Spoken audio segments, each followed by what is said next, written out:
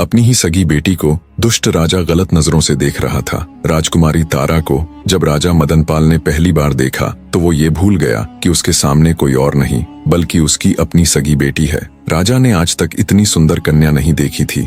मदनपाल को ये विश्वास ही नहीं हो रहा था कि सामने खड़ी ये खूबसूरत कन्या उसकी वही बेटी है जिससे वह जन्म से ही नफरत करता आया है। इतनी नफरत कि आज तक उसने उसकी शक्ल तक देखना गवारा नहीं था। पर आज जब पहली बार उसने अपनी बेटी को देखा तो अपनी सुध बुद्ध खो बैठा और बस एकटक उसे ही देखे जा रहा था। राजा मदनपाल की आंखों में पिता का प्रेम नहीं बल्कि वो दुष्ट दरिंदा था जो अपनी सारी मान मर्यादा भूलकर गंदी निगाहों से राजकुमारी को घूरे जा रहा था। राजकुमारी को देख राजा मदनपाल के मुख से एक शब्द भी नहीं निकला और वो बिना कुछ बोले चुपचाप वहां से वापस अपने शयन कक्ष में लौट आया। दुष्ट राजा वासना के वशीभूत हो अब बस राजकुमारी तारावती के बारे में ही सोचे जा रहा था। उसका दिमाग एकदम से सुन्न पड़ गया था। रह रहकर उसकी आंखों के सामने राजकुमारी तारावती का वही मुस्कुराता चेहरा आ रहा था। राजा को ऐसे ही बैठे बैठे पता नहीं कब दिन से रात और कब रात से दिन हो गया। उसके दिमाग से राजकुमारी तारावती की छवि हट ही नहीं रही थी।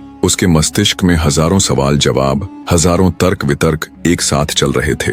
इधर बेचारी राजकुमारी तारावती भी असमंजस में थी। जिस पिता से मिलने के लिए वो इतनी आतुर थी, जिस पिता को उसने पैदा होने के बाद अपने जीवन में आज पहली बार देखा था, पहली बार मिली थी, पता नहीं क्यों, पर उससे मिलने के बाद राजकुमारी को लेश मात्र भी खुशी महसूस नहीं हो रही थी। वो तो ये सोच सोच कर परेशान थी कि उसे उसके पिता के चेहरे पर ऐसे कोई भाव नजर ही नहीं आए कि वो अपनी उस बेटी से मिलने आए हैं जिसे उन्होंने 18 वर्ष तक नहीं देखा। उल्टा उनके चेहरे पर तो वे भाव थे जो एक लोभी पुरुष के चेहरे पर किसी सुंदर स्त्री को देखने पर आते हैं। उधर जब राजा मदनपाल को यह एहसास हुआ कि सुबह हो चुकी है तो उसने तुरंत अपने नौकर को आदेश देकर घोड़ा गाड़ी तैयार करने को कहा। आनन फानन में बावरा सा हुआ राजा घोड़ा गाड़ी में बैठ जंगल की तरफ एक साधु महात्मा के ठिकाने की ओर चल पड़ा।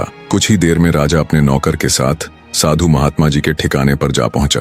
राजा ने साधु जी को प्रणाम किया और बैठ गया। इतनी सुबह सुबह राजा को अपने पास आया देख थोड़े आश्चर्य से साधु जी बोले, कहो वत्स, आज इतनी सुबह सुबह कैसे आना हुआ? सब कुशल मंगल तो है? तब राजा मदनपाल महात्मा से बोला, हे साधु महाराज, कल रात से मैं एक छोटी सी उलझन में हूँ। राजा की बात सुन महात्मा जी बोले, बताओ वत्स, ऐसी क्या उलझन है जो तुम्हें इतनी सुबह सुबह मेरे पास खींच लाई? राजा मदनपाल बोला, प्रभु, यदि किसी ने आम का पेड़ लगाया हो, उसकी दिन रात सेवा की हो और कई वर्षों बाद जब वो पेड़ फल देने लगे तो जिसने वो पेड़ लगाया है क्या वह उसके फल को किसी और को देने की बजाय स्वयं नहीं खा सकता? अगर वह स्वयं पेड़ के लगे फलों को खा ले तो क्या ये कोई अपराध होगा?